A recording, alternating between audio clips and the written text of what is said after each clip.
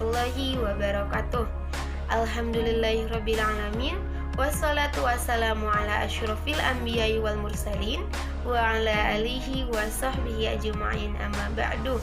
Pertama-tama mari kita panjatkan puji berserta syukur kehadirat Allah yang mana kita telah diberikan kesehatan, keselamatan, dan kelancaran pada saat ini. Tidak lupa juga kita curah limpahkan sholawat serta salam kepada Nabi kita, Nabi Muhammad SAW. Perkenalkan, nama saya Neng Yuli Islamianti dari Fakultas Pendidikan Islam dan Keguruan, NPM 24061111929, Prodi PAI, kelas PAI A. Dalam pembuatan video ini, saya diberikan tugas untuk menjelaskan tentang peran guru dalam pengembangan kurikulum pendidikan agama Islam, mata kuliah pengembangan kurikulum, dosen pengampunya Ibu Neneng Nafisah, MAG, MSI.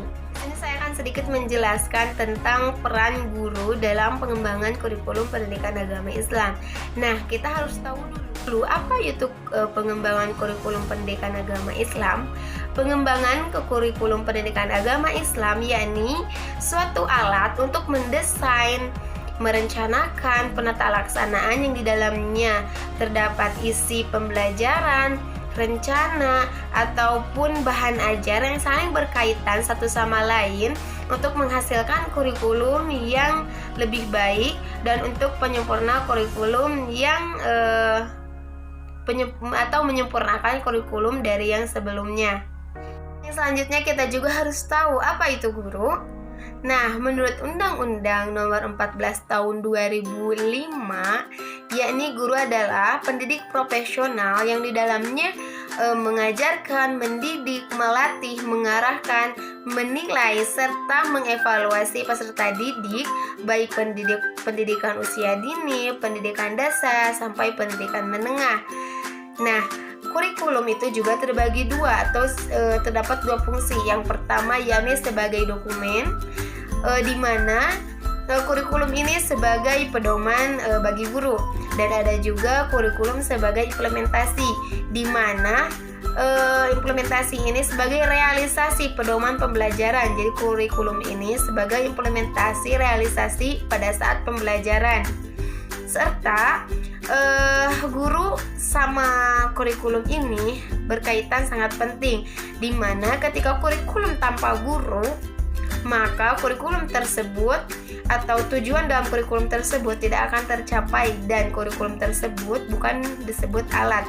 Dan ketika kita belajar tanpa kurikulum, maka dalam pembelajaran tersebut tidak akan terarah, tidak akan konsisten, tidak akan lancar ataupun efektif, karena kurikulum dalam pembelajaran atau dalam belajar itu yakni mengarahkan rencana-rencana untuk mencapai tujuan tersebut atau tujuan yang ada di dalam kurikulum tersebut. Begitu. Nah, untuk peran guru dalam pengembangan kurikulum pendidikan agama Islam ini sangat penting, yang telah dijelaskan tadi bahwasanya perannya itu ada 4 peran. Yang pertama ini ada peran guru sebagai implementasi, di mana guru mengimplementasi apa-apa yang ada di dalam peraturan atau peraturan yang ada di dalam kurikulum tersebut. Jadi guru hanya sebatas menjalankan apa-apa yang ada di dalam kurikulum tersebut dan tidak merubah isi atau rencana di dalam kurikulum tersebut, sehingga kurikulum sebatas pelaksana saja yang ada di dalam kurikulum tersebut. Jadi tidak berpacu kepada pembaharuan dan lain-lainnya. Tetapi guru hanya menerima kebijakan-kebijakan yang ada di dalam kurikulum tersebut, sehingga kurikulum atau peran guru tersebut dalam pengimplementasian itu beragam, di mana guru hanya melaksanakan apa-apa yang ada di dalam kurikulum tersebut, sehingga peran atau kreativitas atau inovasi guru tersebut semakin lemah dalam pembelajaran atau merekayasa pembelajaran di kelas karena guru hanya berpacu pada penata laksanaan kurikulum saja. Yang kedua, yakni ada peran guru sebagai adapter, di mana guru bukan hanya sekedar pelaksana kurikulum atau penyelaras kurikulum yang disesuaikan dengan karakter kebutuhan siswa serta kebutuhan lokal.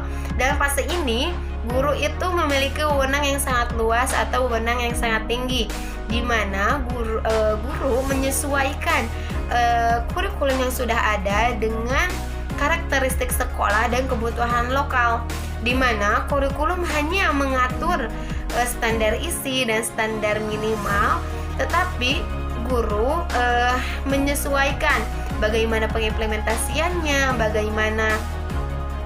bagaimana metodenya, bagaimana teknik-teknik apa yang dilakukan pada saat pembelajaran yang ada di dalam kurikulum, dan hal lainnya, masih banyak hal lainnya juga. Seluruhnya itu dilakukan oleh guru. Maka guru sebagai adapter itu sangat penting dan dapat menyamakan atau menyesuaikan kurikulum yang sudah ada dengan karakteristik sekolah dan juga kebutuhan lokalnya gitu. Yang selanjutnya yakni ada poin ketiga, di mana peran guru sebagai developers, di mana guru memiliki wawasan yang luas untuk mendesain atau merencanakan kurikulum. Guru bukan hanya menentukan tujuan atau isi pembelajaran, tetapi guru juga dapat merencanakan atau mendesain strategi apa yang dilakukan untuk mencapai tujuan pendidikan atau mensukseskan tujuan pendidikan tersebut. Dan juga guru dapat menyusun kurikulum dengan karakteristik, visi dan misi sekolah serta pengalaman belajar siswa. Hal tersebut kita dapat menyebutnya dengan KTSP atau kurikulum tingkat satuan pendidikan, atau juga bisa disebut dengan muatan lokal. Jadi setiap sekolah atau setiap satuan pendidikan itu berbeda-beda muatan lokalnya, tergantung karakteristik visi misi sekolahnya serta kebutuhan pengalaman siswanya atau pengalaman belajarnya. Yang keempat, yakni ada peran researchers, di mana guru memiliki peran untuk meneliti kurikulum.